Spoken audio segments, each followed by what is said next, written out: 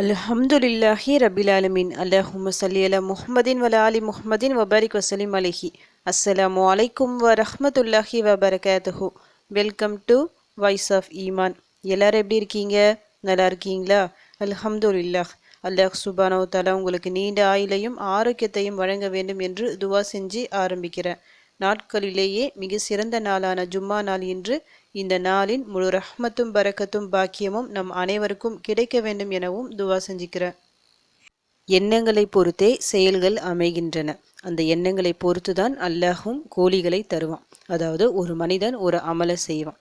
அந்த அமலை அவன் எந்த ஒரு நோக்கத்திற்காக செய்கிறான், அதுதான் முக்கியம். அதாவது அவன் கல்புல என்ன இருக்கு, அல்லாஹிற்காக செய்கின்றானா இல்லை இந்த உலகம் பார்க்கணும்னு சொல்லிட்டு புகழுக்கு வேண்டி செய்கின்றானா. அப்படிப்பட்ட அமல் எவ்வளோ அதிகமாக அவன் செஞ்சாலும் சரி, வாரி இறைத்தாலும் சரி செல்வத்தை, அதை அல்லாஹ் நிச்சயமாக ஏற்றுக்கொள்ள மாட்டான்.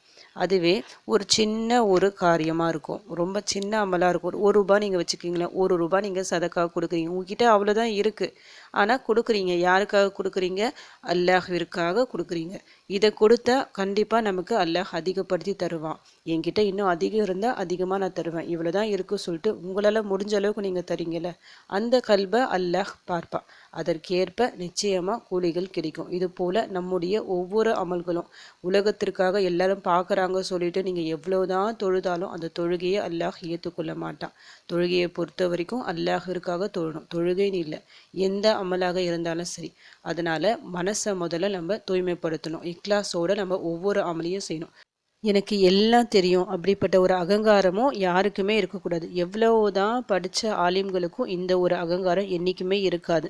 ஏன்னா மார்க்க கல்வியை பொறுத்த வரைக்கும் கற்க வந்துக்கிட்டே தான் இருக்கும். இன்னும் நிறைய விஷயங்கள் இருக்குது, நமக்கு தெரியாத ஏராளமான விஷயங்கள் இருக்குது. இப்போ அல்குரானை நீங்கள் எடுத்து பாருங்கள். அந்த அரபி எழுத்துக்களை அப்படியே தமிழில் அப்படியே டிரான்ஸ்லேட் பண்ணியிருப்பாங்க. நம்ம தமிழாக்கம் படிக்கும்போது அதில் சில விஷயங்கள் பாருங்கள், சில சூறாக்கள் ஆரம்பத்தில் இப்போ அலிஃப் லாம் மீம், அந்த அலிஃப் லாம் மீம் அப்படியே தான் இருக்கும்.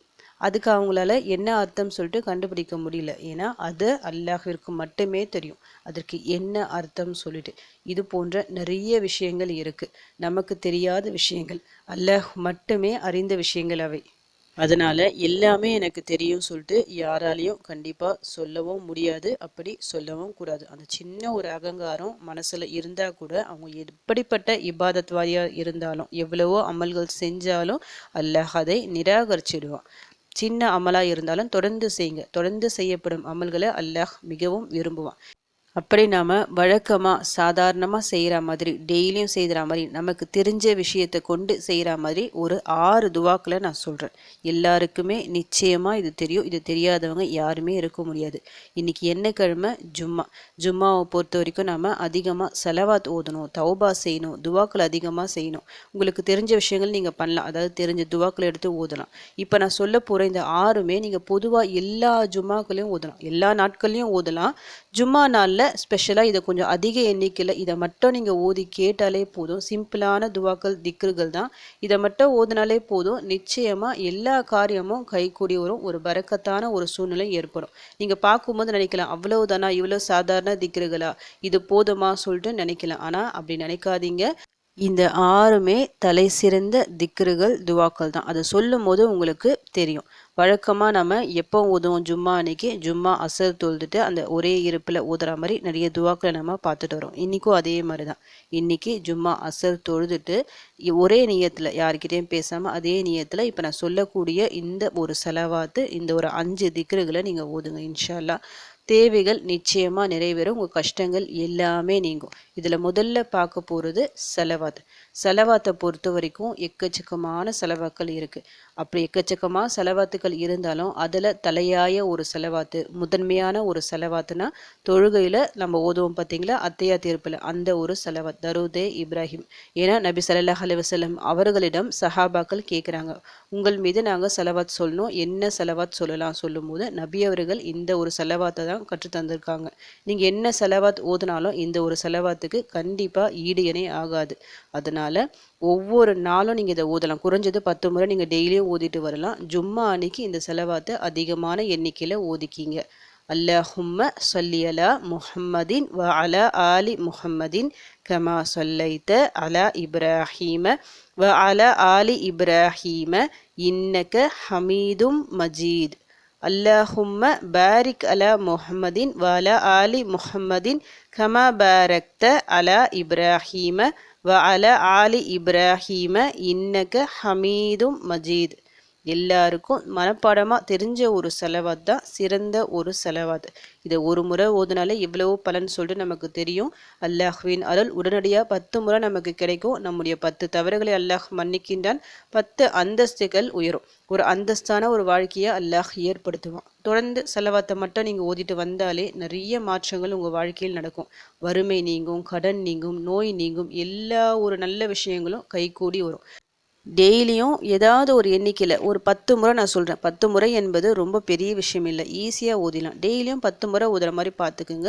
ஜும்மா அன்னைக்கு கொஞ்சம் அதிக எண்ணிக்கையில் ஓதுங்க. உங்களால் முடிஞ்ச அளவுக்கு எவ்வளோ அதிகம் நீங்கள் ஓதுறீங்களோ அந்த அளவுக்கு அல்லாஹ்வின் அருள் நமக்கு கிடைக்கும். நம்முடைய அந்தஸ்துக்கள் உயரும். அதில் மனசில் வச்சுக்கிட்டு நல்லா அதிகம் ஓதுங்க. இப்போ செலவாத்து ஓதிட்டோமா, அடுத்தது திக்ருகள். இந்த திக்ருகளை பொறுத்த வரைக்கும் எல்லாருக்கும் தெரிஞ்ச ஒரு திக்ருகள். ஏராளமான திக்ருகள் இருக்கு. இருந்தாலும் முதலிடத்துல ஒரு 4 திக்ருகள் இருக்குன்னா கண்டிப்பா இதுதான். அல்லாஹ்விற்கு பிடித்த வார்த்தைகள், நபி அவர்களுக்கு பிடித்த வார்த்தைகள்.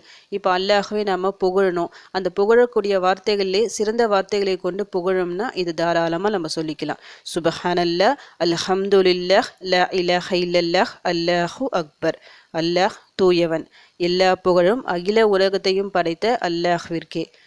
வணக்கத்திற்கு தகுதியானவன் அல்லாஹ்வை தவிர வேறு இறைவன் இல்லை. அல்லாஹ் மிக பெரியவன். அதுதான் இந்த 4 திக்ருகளோட அர்த்தம். சுருக்கமாக அல்லாஹ்வை புகழக்கூடிய வார்த்தைகள். ஆனால் அந்த சுருக்கமான வார்த்தைகளாக இருந்தாலும் எல்லாமே ஒவ்வொரு வார்த்தையும் ஆழமான பொருளை கொண்ட வார்த்தைகள். அதனால தான் அல்லாஹ் இந்த வார்த்தைகளை மிகவும் விரும்புகின்றான். ஏராளமான சிறப்புகள் இந்த 4 திக்ருகளுக்கு இருக்குது. நீங்கள் எவ்வளோ திக்ருகள் எடுத்தாலும் இதை விட்டு எடுத்த கண்டிப்பாக வேஸ்ட்டு தான். இந்த ஒவ்வொரு திக்ருகளையும் ஒரு 100 முறை 100 முறை எடுத்தாலே அவ்வளவு நன்மைகள் உங்களுக்கு கிடைக்கும். ஃபஸ்ட்டு நீங்கள் செலவாத்து ஓதுறீங்களா, பிறகு இந்த 4 திக்ருகளையும் 100 முறை 100 முறை சொல்லிட்டு ஓதிக்கிங்க. அடுத்ததாக கடைசியாக இதில் என்ன இருக்குது, அஸ்தக்ஃபிருல்லாஹ். ஜும்மா அன்னைக்கு நம்ம அதிகமாக செய்ய வேண்டிய துவாக்களில் தௌபா துவாவும் ஒன்று. தௌபா துவாக்கள் நிறைய இருக்குது. இருந்தாலும் சிம்பிளாக ஒரு வார்த்தை நீங்கள் சொல்லணும். அல்லாஹ்விடம் உணர்ந்து மன்னிப்பு கேட்கணும்னா அஸ்தக்ஃபிருல்லாஹ் சொல்லிட்டு உணர்ந்து நீங்கள் சொன்னாலே போதும். உங்களுடைய எல்லா பாவங்களையும் அல்லாஹ் மன்னிச்சிடுவான். எவ்வளவோ அதிகமாக நாம் தௌபா செய்கின்றோமோ அவ்வளவோ அதிகம் நமக்கு நன்மைகள் கிடைக்கும். நம்முடைய தவறுகளை எல்லாத்தையும் அல்லாஹ் மன்னிச்சிடுவான், நன்மைகளாக மாற்றிடுவான். நம்முடைய ஒவ்வொரு கஷ்டத்தையும் லேசாக்குவான். ரிசிகிற்கான அத்தனை கதவுகளையும் அல்லாஹ் திறந்து விடுவான். கொஞ்சம் கொஞ்சமாக பரக்கத் வர ஆரம்பிக்கும். ரிசுக்கில் நல்ல ஒரு விஸ்தீர்ணம் காணலாம். தொடர்ந்து நீங்கள் தௌபா செஞ்சுக்கிட்டே வரும்போது டெய்லியும் தௌபா செய்யுங்க. சிம்பிளாக இந்த ஒரு வார்த்தையை கொண்டு நீங்கள் தௌபா செய்யலாம். ஆனால் உணர்ந்து அல்லாஹ்விடம் மன்னிப்பு கேட்கணும். அதுதான் முக்கியம். நீங்கள் அஸ்தக்ஃபிருல்லாஹ் சொல்லிட்டு ஒரு 1000 முறை சொல்லி உணர்ந்து கேட்காம இருந்தால் எல்லாமே வேண்டாம். அதுவே உணர்ந்து ஒரு 3 முறை நீங்கள் சொன்னாலே அல்லாஹ் கண்டிப்பாக ஏற்றுப்பான். ஏன்னா அல்லாஹ் எதை பார்ப்பான், நம்முடைய கல்பை பார்ப்பான். உண்மையான இக்லாஸோடு தான் நாம் இந்த அமல்கள் செஞ்சோமா, இந்த திக்ருகள் ஊதுனோமா சொல்லிட்டு எல்லாமே நம்மை படைத்த ரப்பிற்கு தெரியும். அதனால் மனசார ஊதுங்க.